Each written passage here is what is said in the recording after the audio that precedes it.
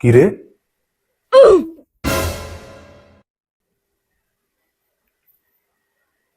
রাতের এখন কয়টা বাজে?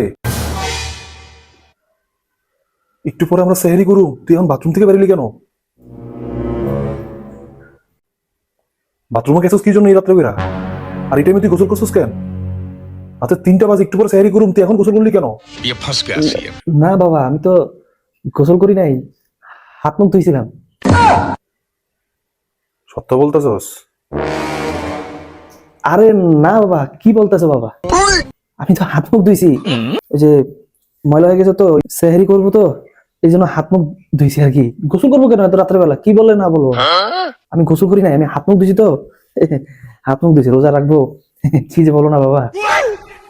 দেখিস কিন্তু, রোজা রমজানের মাস, উল্টা পাল্টা যেন কিছু না হয়। আমরা পুরুষ মানুষ, গোসল তো করাই লাগবে।